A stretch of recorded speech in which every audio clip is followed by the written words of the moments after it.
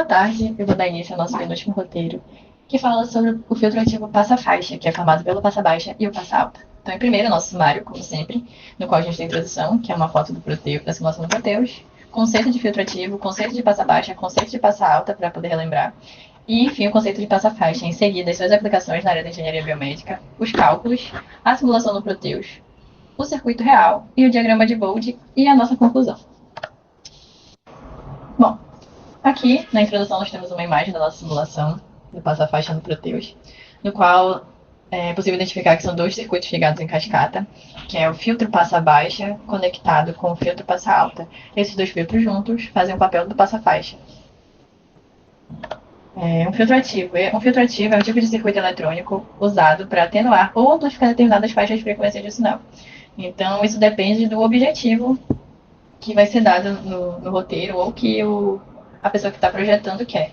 No caso, o filtro ativo pode ser um filtro passa-baixa, no qual vai passar só frequências baixas, passa-alta, vai passar só frequência alta, passa-faixa, que é o que nós vamos dar agora, que vai passar só uma determinada faixa de frequência entre dois valores de frequência de corte, ou rejeita-faixa, que vai rejeitar uma faixa específica de frequências. Mas lembrando que ou ele vai atenuar ou vai amplificar determinadas frequências. Bom, para relembrar, primeiro o filtro passa-baixa é um circuito que permite passagem de sinais de baixa frequência e atenua sinais de alta frequência acima de uma frequência de corte específica.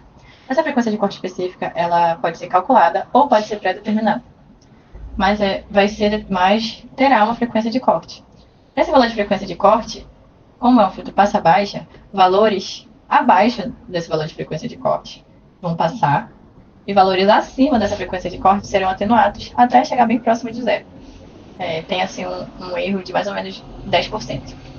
Vale ressaltar que esse valor da frequência de corte, quando ganha menos 3 decibéis, que por sua vez, quando se joga na fórmula do log, a gente sabe que é 0,707, que no caso é o nosso filtro butterworth. Em seguida, o passa-alta. O passa-alta é um circuito que permite a passagem de sinais de alta frequência e atenua sinais de baixa frequência abaixo de uma frequência de corte específica. Então, mais uma vez, tem uma frequência de corte pré-determinada e os valores inferiores a essa frequência de corte, eles serão atenuados e valores acima dessa frequência de corte vão passar, que é um filtro passa-alto, ou seja, só vai passar frequências altas. E mais uma vez, a frequência de corte é onde temos o ganho de menos 3 decibéis. Agora, o filtro passa-faixa. É um circuito que permite a passagem de sinais dentro de uma faixa específica de frequências, enquanto atenua sinais abaixo e acima dessa faixa. É usado para isolar a frequência de interesse. Então, como a gente pode ver no gráfico, existe uma frequência inferior e uma frequência superior. Essas frequências elas vão ser delimitadas de acordo com o que está sendo projetado. E para isso vão ser usados os filtros passa-baixa e o passa-alta. A frequência inferior é a do filtro passa-alta. Como a gente pode ver aqui, frequências menores que essa frequência inferior, que é a que está do lado esquerdo, elas vão ser atenuadas e frequências maiores que essa vão passar, ou seja, vão passar frequência maior. Então, esse vai ser o papel do filtro passa-alta. Enquanto a frequência superior diz respeito ao filtro passa-baixo, pois somente frequências abaixo desse valor irão passar. E quando unir os dois, a gente tem esse picozinho aqui que está em 1 volt, que foi a limitação do nosso projeto. A gente colocou 1 volt. No caso, seria 2 VPP. E aqui, como a gente pode ver, os dois pontinhos estão certinhos, 0,707, que é menos 3 decibéis, que é onde ocorre a nossa frequência de corte, né? Certinho, a frequência de corte com esse valor, que é o número 1. Aqui, uma representação da internet, que eu peguei da internet mesmo, do filtro passa-alta mais o passa-baixa, que formam o filtro passa-faixa, né? Estão em cascata aqui. Ele é formado pela combinação de dois circuitos básicos, filtro passa-alta, que remove frequências abaixo do limite inferior, e filtro passa-baixa, que remove frequências acima do limite superior da faixa do... Dando continuidade, quais são as vantagens do filtro passa-faixa? Eles conseguem isolar sinais de interesse, ou seja, vão capturar somente frequências que são relevantes e vai eliminar componentes que são indesejados. Dentro daquela faixa ali, que é onde tem o nosso picozinho, essas frequências vão passar e o restante vai ser atenuado, então a gente não vai ver. Redução de ruídos. Atenua ruídos de baixa frequência, como movimentos musculares, e alta frequência, como a rede elétrica. Eficiência em sistemas biomédicos. Vai simplificar o processamento de sinais, porque vai reduzir a quantidade de informações irrelevantes, já que vai passar só uma faixa de frequência específica. Flexibilidade. Ele é ajustável para diversas faixas de frequência e torna-se aplicável em, por exemplo, monitores cardíacos, eletroencefalograma e oxímetros, já que a gente consegue ajustar essa frequência para mais ou para menos, para passar só uma faixa certinha. A aplicação do filtro passa-faixa. Eu até falei anteriormente, né, do eletroencefalograma.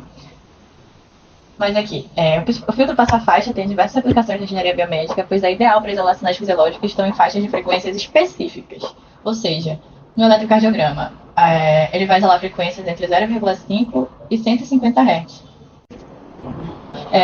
Em eletroencefalograma, filtra sinais cerebrais, e como a gente sabe, existe mais de um tipo de onda cerebral. Então ele vai conseguir vai conseguir isolar essas frequências também, por exemplo, onda alfa de 8 a 12 Hz, onda beta de 3 a 30 Hz, onda delta de 5 a 4 Hz. E eletromiograma, ele vai isolar a faixa de frequência de sinais musculares de 10 a 500 Hz. Aqui é a nossa pinagem, mais uma vez, como sempre, do nosso CITL081, todos já sabem. E o capacitor eletrolítico, que foi o capacitor que a gente precisou usar no circuito passa alta. E vale ressaltar que é importante prestar atenção na conexão do capacitor eletrolítico, porque eles têm a polaridade. Agora, falando sobre os cálculos, aqui a frequência de corte, a frequência onde a amplitude do sinal é reduzida a 70,7% do valor máximo, ou menos 3 dB. Então, como a gente vai ter que calcular a frequência de corte para o passa alta, para o passa baixa e para o passa alta, eu coloquei aqui as duas equações para achar a frequência de corte, mas no caso a gente vai achar o valor dos capacitores e dos resistores. E aqui o fator de qualidade, que vai medir a seletividade do filtro, indicando quão acentuada é a transição entre a banda de passagem e a banda de rejeição. A gente sempre usa o filtro Butterworth, então o fator de qualidade tem que dar 0,707 para estar de acordo com o que a gente deseja. Então, essa primeira equação diz respeito ao filtro passa-baixa e o outro do filtro passa-alta. Como eu disse, a gente calculou o fator de qualidade e deu 0,7 aproximadamente para ambos os filtros. E isso é um filtro Butterworth, já que o fator de qualidade é 0,707, garante uma resposta perfeitamente plana na banda de passagem, com atenuação suave na sua frequência de corte sem picos ou ressonância, que é o que a gente consegue ver na visualização do diagrama de Bode do Proteus. Bom, dando continuidade ao que a Marinês já apresentou, nós fizemos os cálculos para os valores de passa-baixas. Então, o experimento ele nos deu que R1 era igual a R2 e que esses resistores eles eram iguais a 10 kΩ e que nós tínhamos uma frequência de corte de 100 Hz. E por ser um passa-baixa, nós sabemos que C2 é igual a 2 vezes o C1. Então, nós jogamos na fórmula da frequência de corte, que é essa aqui, 1 sobre 2π R, raiz de C1 sobre C2. Nós manipulamos a equação e nós conseguimos encontrar o valor de C1 de 112,53 nanofarads. E, por consequência, nós encontramos C2 sendo 225,08 nanofarads também, multiplicando C1 por 2 vezes. E então nós procuramos dentro dos valores que nós temos em laboratório os valores mais próximos aos valores teóricos e nós encontramos 107,8 nanofarads e 216 nanofarads, que foi o que nós utilizamos para o nosso experimento. Bom, após isso nós fizemos os cálculos para os valores de passa alta e nós tínhamos que C1 e C2 eles eram iguais a 100 microfarads e que nós tínhamos também uma frequência de corte de 0,5 Hz ou 500 mHz e que R1 era igual a 2 vezes o R2. Então, novamente, nós chegamos aqui na fórmula da frequência de corte e nós encontramos que R2 seria 2,25 kΩ e R1 seria 4,5 kΩ. E nós novamente fomos procurar dentro do que nós tínhamos disponíveis de resistores no laboratório e nós conseguimos encontrar R1 igual a 4,31 e R2 igual a 4,18, que é bem próximo do que nós esperávamos. E os nossos resultados foram os seguintes. Nós jogamos esses valores de capacitores, que nós encontramos no laboratório, na frequência de corte, na fórmula da frequência de corte, e colocamos também o valor dos resistores que nós encontramos, e nós encontramos dois resistores de 9,95 kΩ, e nós encontramos que a frequência de corte para o passa-baixa seria de 104,82 Hz.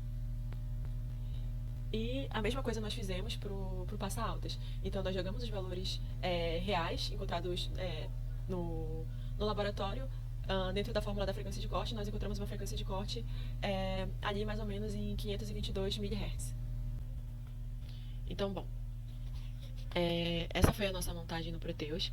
Aqui nós temos o nosso sinal senoidal de 1 volt pico a pico entrando no nosso passa-baixas.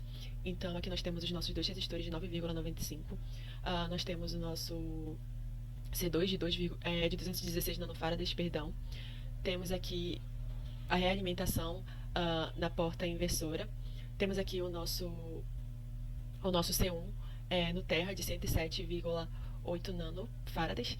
Temos a nossa alimentação positiva no 7, nossa alimentação negativa no 4.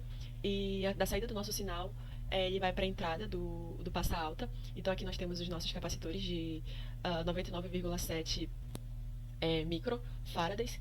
E nós temos os nossos resistores de 218 quilômetros. E aqui o nosso resistor de 4,31 km indo para o terra.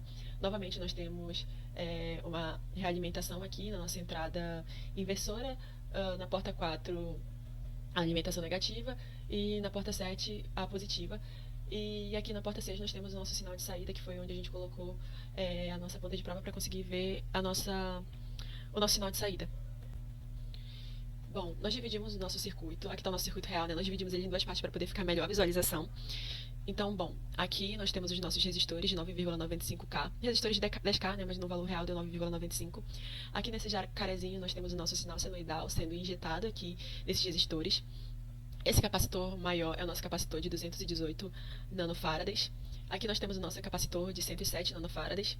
Aqui nessa portinha a gente tem o menos VCC indo para a entrada negativa. Essa trilha aqui, a de baixo, é a entrada negativa e a de cima é o nosso terra.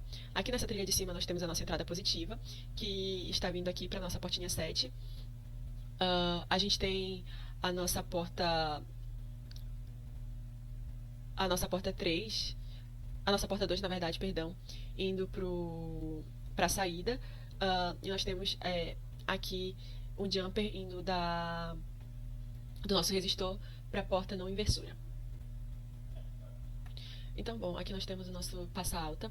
Então, nós temos os nossos dois capacitores eletrolíticos de 100 microfarads. Aqui nós temos o nosso R1, né, de 2,18 km. E aqui, indo para o terra, nós temos o nosso R2 de 4,31 km. Aí, novamente, nós temos as nossas alimentações negativas aqui no menos 4, no menos VCC, que é a porta 4. As nossas alimentações positivas aqui na porta 7. O nosso resistor, o nosso capacitor, na verdade, perdão, indo para a nossa entrada não inversora. E aqui a nossa entrada inversora indo para a saída do nosso CI. E, novamente, é o TL801. Aqui está o nosso circuito inteiro. A gente divide em partes só para ficar realmente melhor a amostragem. Então, aqui nós podemos ver também as nossas entradas. Aqui nós temos a nossa alimentação positiva, os nossos terras conectados aqui nesse jumperzinho marrom. Não dá de ver muito por conta da cor da bancada, mas tem um jumper passando aqui. A nossa ponta de prova conectada no sinal de entrada e a outra ponta de prova conectada na saída do nosso CI. E o outro jumper conectado no terra também. Então, bom, aqui mais ou menos no que a gente calculou, né, em 105 Hz, a gente injetou no nosso gerador de sinal. Então, nós conseguimos ver aqui que mais ou menos nessa frequência, né, de 105 Hz, a nossa saída estava em 750 mV, que é mais ou menos ali aonde vai estar cortando, que como a gente calculou, a nossa qualidade estaria cortando em 0,7. Então, vai ser mais ou menos aqui entre esse valor para o passa baixas. E para o passa alto nós colocamos 500 mV, que foi mais ou menos o que a gente calculou também, que seria o corte.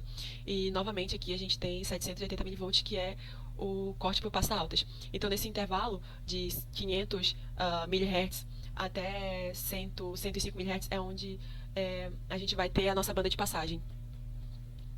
Esse é o diagrama que a gente fez, de acordo com as frequências que a gente foi encontrando, que a gente fez na mão, né? Ficou um pouquinho feio, mas a gente foi aumentando de 100 em 100 e a gente foi fazendo os valores correspondentes. Então, quando a gente estava em 300 mHz, no sinal de saída, 420 mV. Quando nós tínhamos 400 mHz, nós tínhamos o sinal de saída de 680 mV. E aqui, quando nós tivemos 500 mHz, nós tivemos o sinal de saída de 760 mV. E em 10 Hz nós tínhamos um sinal de 1 volt. E a gente foi aumentando, aumentando, aumentando. E para 70 Hz nós tínhamos aqui 780 mV. Para 80 Hz nós tínhamos 990. E para 100 Hz nós tínhamos ali na casa dos... Para 105 Hz nós tínhamos na casa dos 760 mV. E esse foi o nosso sinal, o nosso diagrama de Bode no Proteus. Então a gente procurou aqui exatamente não, né, bem próximo de 3 dB, e nós tivemos a frequência de menos 3 dB, né, perdão, nós tivemos uma frequência de 534 Hz, e aqui nessa linha vermelha também está em menos 3 dB, e nós tivemos uma frequência de 105 Hz. Com isso, nós concluímos que o filtro passa-faixa ele é um componente essencial que permite a passagem de frequências dentro de um intervalo específico e atenua as que estão fora desse intervalo. Na engenharia biomédica, isso é extremamente fundamental para que a gente consiga fazer o processamento de sinais fisiológicos, como o ECG, o EEG, e ao reduzir essas interferências e melhorar a qualidade do sinal, a gente consegue viabilizar um diagnóstico mais preciso.